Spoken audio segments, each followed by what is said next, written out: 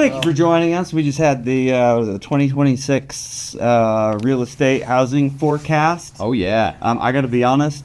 My wife was out of town. I missed the entire thing. What'd I miss, guys? Nothing big.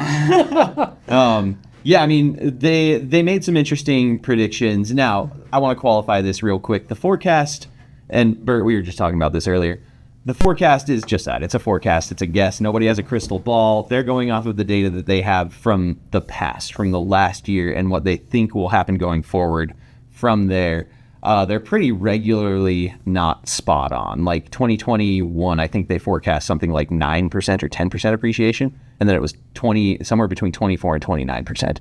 So it's there are all sorts of things that can happen that can change the accurateness of the forecast. But Bert, let's talk what you took away from the forecast.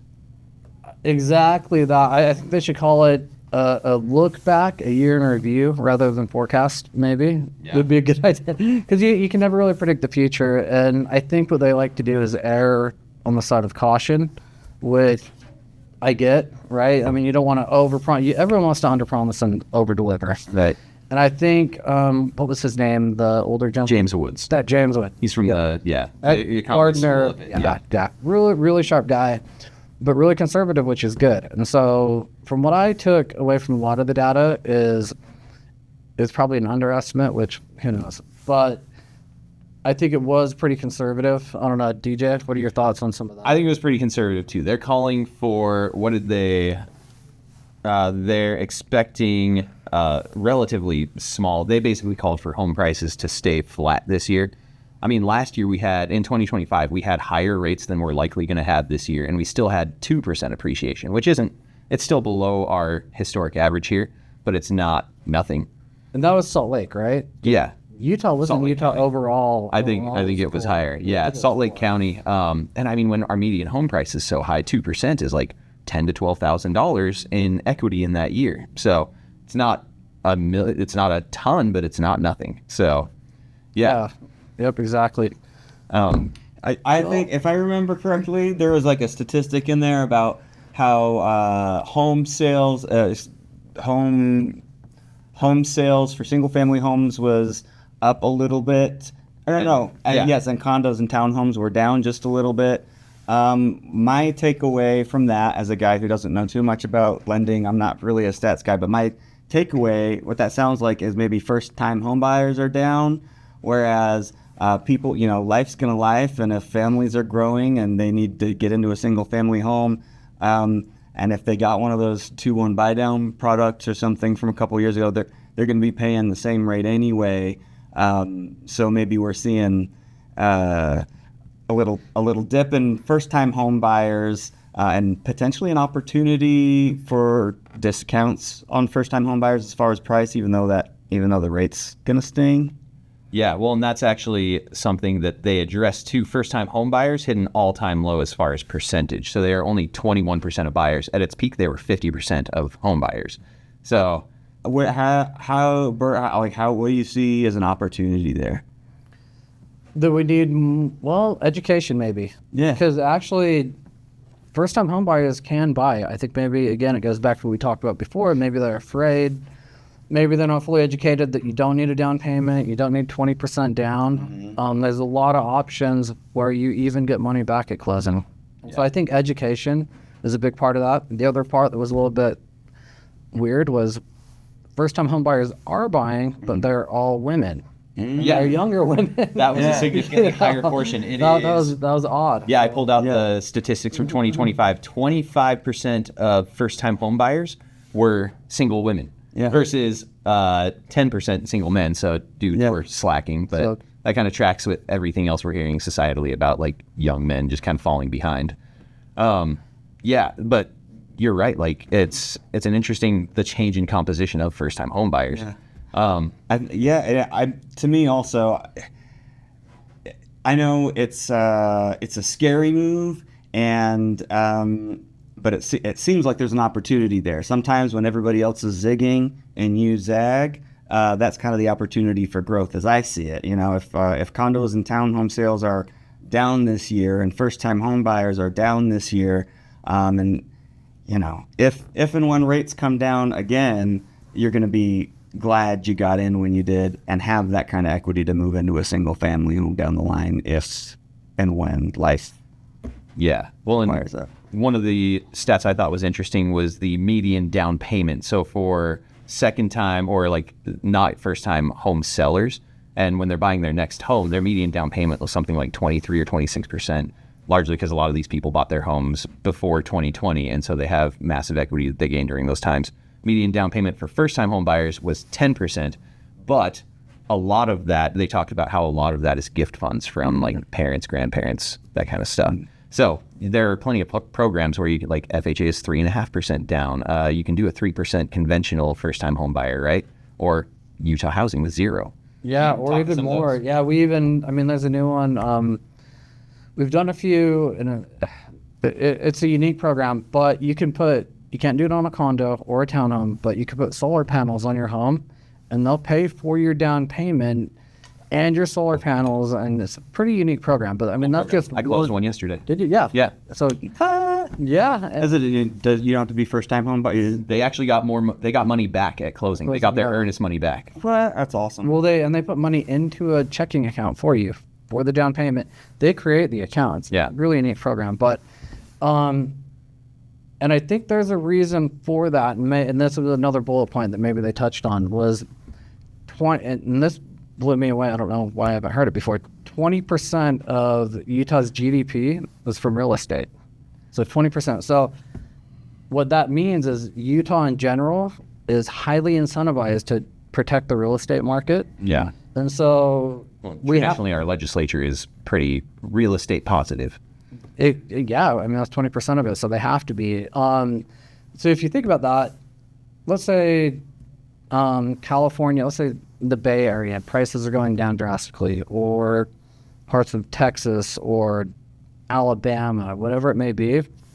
Utah's again, we don't have a lot of buildable land. We've talked about that, but they protect the real estate because it is 20% of the economy here. Yeah. And having that be such a big factor of the GDP means that legislation will do what they need to do, whether withholding permits, whether that might be making it harder. Which is a bummer because that hurts affordability for everybody, but it protects the equity of the people who already own. Exactly, yeah. And it's a double-edged sword, but they're going to move it back. They have control over it, or I shouldn't say control, but somewhat control over it, and they're incentivized not to let the Utah housing market crash. And we have one of the higher population growth. What was it? We're top 5.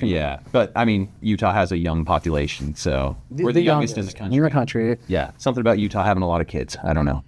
Yeah. There's a lot of that going on, and having them young, so family household formations all happen earlier.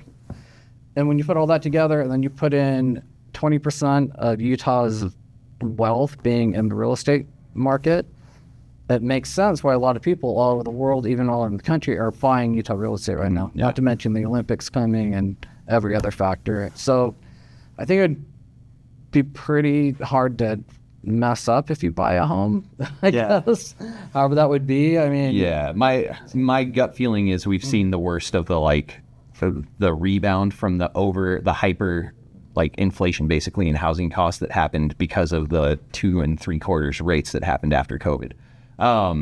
Because we've been pretty stagnant for a few years now on home appreciation. I think in 2023 there was actually a slight decrease, but I think we're probably going to be getting back to those historic averages of 5-6% per year in home appreciation.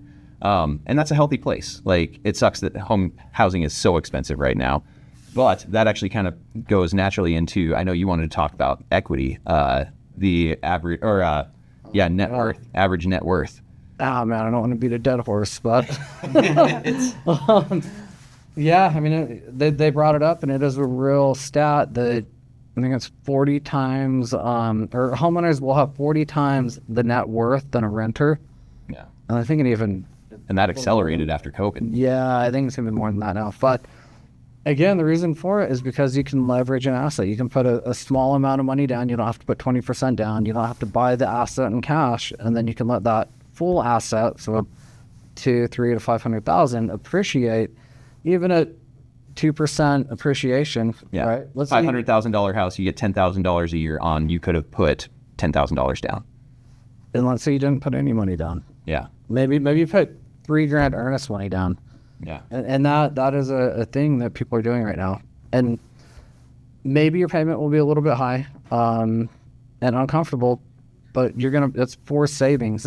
Yeah. Well, and remember, this is a long-term thing. Yeah. So even if we're only getting 2% a year, the cost to sell a house is typically around 7%. So, 3.5 years in, you're well above, you're going to be making money. And that's if we have super low appreciation. If you have 5% appreciation per year, you've basically paid it off after like a year and some change. And then everything beyond that is just cash in your pocket. And your rent's going to go up in 3 years anyway. Yeah. Yeah. It's going to be next year. Or next year, like, man, what is it? Rents typically will follow mortgages. What is it, by 2 or 3 years or something like that? Like the lag effect. The lag effect. That's what I hear. And we might see that hesitate a little bit in Utah because they overbuilt, specifically like downtown condos or downtown apartments, because they overbuilt those so aggressively that those have dropped a tiny bit. But as we get more in migration, those are going to fill up, and stuff is going to move up. So, and this is all conservatively talking right now, right? What we're talking about. I mean, DJ and I, we chatted about it earlier. Then, every time we've had a significant rate drop, it's been a black swan event. And we might not, hopefully we don't have one. But if you do have one, you're going to be happy. Rates do go to 4.5 or 5 immediately. People that bought in 2019 are psyched about the equity they got. Yeah. And same with, not so much people that bought in 2008, but people that bought in 2011, they're sitting pretty. People that bought in 2004, still psyched. And people that bought in 2011 are super psyched, And I don't see anybody not being psyched in 2 or 3 years that they bought a house this year. Yeah, barring anything crazy happening. Yeah. So, that's about it. They forecasted it's going to stay steady. My guess is if rates drop into like the mid 5s, which they very well could by the end of the year, we're about 6 right now, right? So I think if rates drop into the mid 5s, we'll see a significant amount more buyers come out of the woodwork, and that will start moving prices up. Our average rate, I'll just say it. We're below 6 right now. We track it every month, and we're pretty strategic about locking, and there's a lot of stuff you can do to help with that. But we're teetering between 5.92 and 6.125. So nice. It's actually much better than it has been. And my phone's ringing. So buyers are out, and I get ahead of it, man. Once the weather starts getting nicer in the spring, March, April, May, people want to get out there. So it's January, February. Let's get ahead of it and call Burt or any of his fine people over at Fairway and get pre-approved, so you can stay ahead of the curve. So when that good deal comes along, you're ready to pull the trigger. Not get your ass kicked by the next buyer who comes along and snags it from under you 2 days before. Well, and Very much a thing. And it could, I tell everybody, it could take you 1 week to find your dream home. It could take you 8 months. Yeah. But you have to get pre-approved one time. So people we're approving right now, they might not buy till April or May or June or July. But you don't have to do it over and over again. But then when you do find that perfect opportunity, you jump on it, we close it quick, and you win, and you negotiate. Life is good. Yep. And it's free information. It doesn't cost anything to get approved and see where you're at. People get scared or think that, I don't want anybody crawling up my ass with a flashlight, knowing that what I spent on DoorDash last month or whatever. But I guarantee you, Burt has seen crazier stuff. Yeah, and it's just get it out of the way and figure out where you're at. There's no, and you're saying it might be 4 months, might be 5 months. Our buddy Sean, that took 2 years, but we got them there, and they're psyched. Yeah. Chris, your guy too. That was 2 years in the making. I don't even know. Yeah, I've had a few that took a hot minute, and some that took 2 years and never bought anything, and I'm sure they're regretting it now. Yeah. So, but anyway, hop on it now so you can strike when the irons has 9 of them in the fire and your ducks are in a circle. In your glass house. Don't skip rocks on glass lakes. All right. Anyway, don't get fucked over in real estate. Call a professional.